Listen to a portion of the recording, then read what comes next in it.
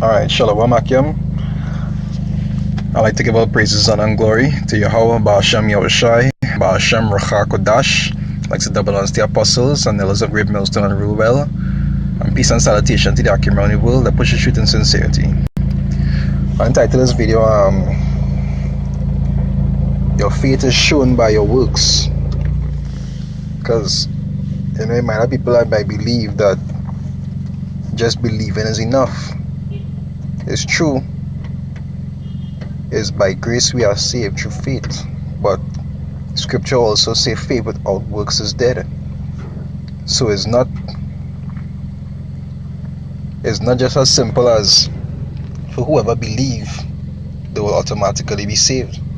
You understand? Like you'll see in the movies and them, there's how them people who just make mockery it and they say they lived a whole life full of transgression, and at the end when they just say right before they die they say please forgive me, and everything will just go away. You understand? But it don't work like that. It had one man who was kind of an exception to that, which was the man who was on the cross next to Yahushai, but that is not the exception for everybody.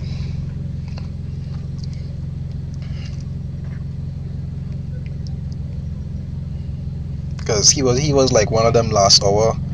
He was like one of them last hour Israelites. He didn't know anything about that until he didn't know anything about true righteousness until the Messiah actually come into the play. Salakia. And when it was revealed to him and he repented, it just happened to be around the time that he was going to die. So he was just an exception. But for these wicked people out here who actually being taught righteousness and then want to continue wickedly and think that because they believe that the Messiah exists, they'll automatically get away. It's not going to work. Right, to say James 2, right? I'll start from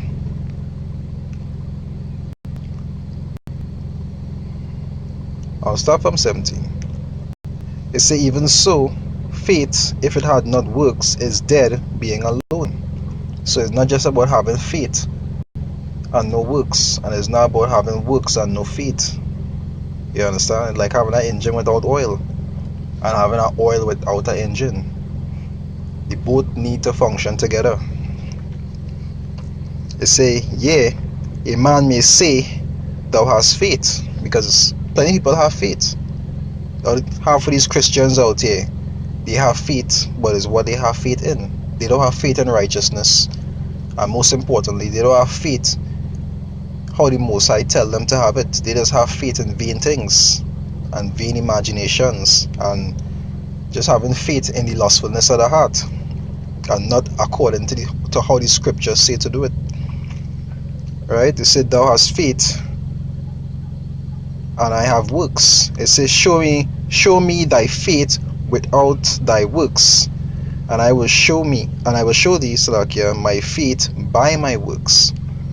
Because it's true faith is how the brothers just go out and preach on the streets. Because if they didn't believe, they wouldn't be going and do these things. Your obedience and your works is what will show your faith. It said, thou believest that there is one God. It said, thou doest well. The devils also believe and tremble. But wilt thou know, O vain man, that faith without works is dead? Because if a man saying that he believe and you don't actually show that belief, what it is you have to prove? Because it's true, like I say, the scripture say we will be saved by grace through faith. But the scripture say coming to reward man according to his works. So it's not about having faith alone. You have to be able to show that faith by your works. It says, was not Abraham our father justified by works? So even though Abraham was a man that he believed, his works is what justified his faith. His works actually showed his righteousness. Because being righteous is not just a state of mind, it's an action, it's a lifestyle. And that by itself is classed as works. So was not Abraham our father justified by works when he had offered Isaac his son upon the altar? It says, seest thou how faith wrought with his works, and by works was faith made perfect. So like I say, it's not just about having faith and no works, and not about having works and no faith. And that works goes back to what? Obedience. Doing things according to how the Most High said to do it, which we know 2/3 of Israel are too rebellious to do. They like to do things their way and say that it's righteous, but that is not how it works.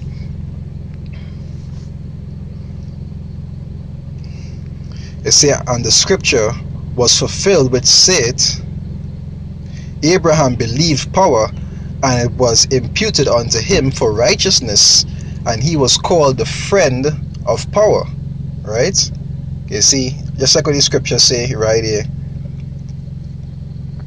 just through he faith and he obedience, it was called the friend of power.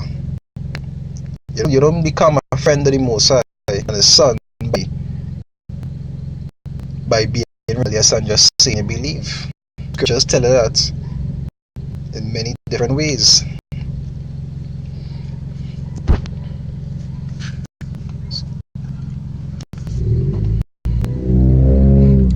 There's John 15 verse 13, right? It says, greater love had no man than this, that a man laid down his life for his friends. Because that's who Yahushua the class his disciples as, and the 144 is friends. It say, ye are my friends if ye do whatsoever I command you. So that is not a friendship that you just gain by being rebellious or by living your own way. You understand? That is a friendship you just gain by having faith and works, as in doing the will of the Most High and his Son. Right? It say, ye are my friends if ye do whatsoever I command you. So in other words, if you don't do what he command you, you are his enemy, as the scripture said. It say, henceforth I call you not servants, for the servant knoweth not what his Lord doeth, but I have called you friends, for all things that I have heard of my Father I have made known unto you. So there's how many scriptures that show you how much obedience towards the word does be. Obedience is something very important. All that puts into works. Because it's not about doing things how you want to do it, but it's doing it how the Most High told you to do it. And most majority of things have that level of humility. People love to call themselves humble, but humility by self. For example, if a man and a wife, and she cannot be her husband, then she's not humble. Because as a servant, you're supposed to know that if somebody higher than you, you're supposed to humble yourself and listen to them. It's the same thing you would do if you was in the army. In the army, if you don't want to be obedient, they'll break you and make you humble so that you will listen.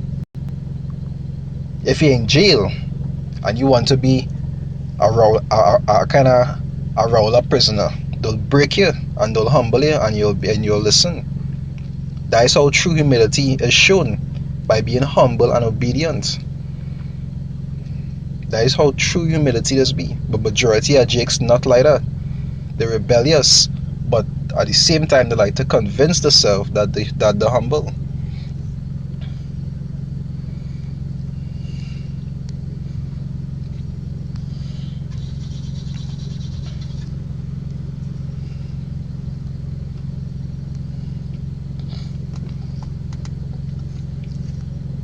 So there's 1 Samuel 15.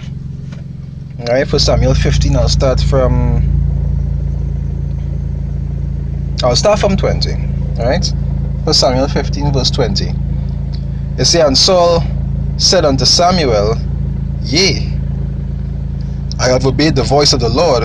I have gone the way which the Lord sent me, and I have brought Agag, the king of Amalek, and have utterly destroyed the Amalekites. But the people took the spoils, sheep and oxen, the chief of the things which should have been utterly destroyed, to sacrifice unto the Lord thy God in Gilgal. And that is a very good example where it is Jacob to do. The Most tell them to do something one way, and they will do it a completely different way and say it to him, contrary to how it is he actually tell them to do it. Just like I to some people. Say if you have a wife and you told her, hey, I like food with salt, and she cook food without salt, already being told that you like salt. She cook food without salt and then tell you to eat that. That is what Jake like to do. Jake like to do it their way, and then you should take it like that. But the Most High don't work like that. Right? They say, but the people took the spoils, sheep and oxen, the chief of the things which should have been utterly destroyed, which they were ordered to sacrifice unto the Lord thy God in Gilgal. They were supposed to destroy it. They took it and sacrificed it to him. They say, and Samuel said, had the Lord as great delight in burnt offerings and sacrifices as in obeying the voice of the Lord? Because obedience by itself is a sacrifice. Because when you are to be obedient, a lot of times you have to give up something that you don't want to give up, and that by itself is a sacrifice, and a more delightful sacrifice. Right? You see, behold, to obey is better than sacrifice, and to hearken than the fat of rams. Which is the problem that tutors that Jake out here don't have: obedience. They like to do things their way and find it should be accepted. That same spirit that Cain was in. Cain knew he was supposed to sacrifice meat. He wanted to burn vegetables. You understand? He wanted to burn things on the ground, and he find the most he should be upset when he had. Now he asked him, why is that? If thou doest well, thou shalt be accepted, meaning if you do according to what you was told. But that same spirit here is the same spirit that tutors and Jacobites have. They want to have faith without works and find it should be accepted. But the Most High don't roll like that. Right, in verse 23 they say, for rebellion is as a sin of witchcraft, and stubbornness is as iniquity and idolatry. And the sinner, and what you're supposed to do a witch according to the scriptures, you're supposed to burn them. You understand? And where's the judgment for tutors that Jake out here that would not change and will continue to be rebellious? They'll be burnt. It's the same thing they're going and experience. Just like how the scriptures say, is as the sin of witchcraft, and you're supposed to burn a witch for their rebelliousness. They're going and be burnt. Nuclear destruction. Right? They say, for rebellion is as a sin of witchcraft, and stubbornness is as iniquity and idolatry. Because thou hast rejected the word of the Lord, he had also rejected thee from being king. And this is similar to what happened to the tutors that Jake out here. They rejected. Why? Because they're rebellious and stubborn. They don't want to hearken and fulfill the works of the Most High. They just want to do what pleasing to them. And no matter how much you tell it to them, they still wouldn't listen. So the Ecclesiastes 4 verse 18 it say, having their understanding darkened, being from the life of power through the ignorance that is in them because of the blindness of their heart. And that is a stumbling block to many. They love to say that God knows the heart. The scriptures say that the heart is deceitful above all things. That way it's how to search the scriptures and weigh decisions through the scriptures to make sure that you're not being deceived. You don't just do things based on how you feel. Anyway, I won't make it too long. And with that, I'd like to give all praises, honor, and glory to Yahweh, Ba'ashem Yahushai, Ba'ashem Rachak Wadash. I'd like to double honors to the apostles and elders of Great Millstone that rule well, and peace and salutation to the Akim around the world that pushes truth in sincerity.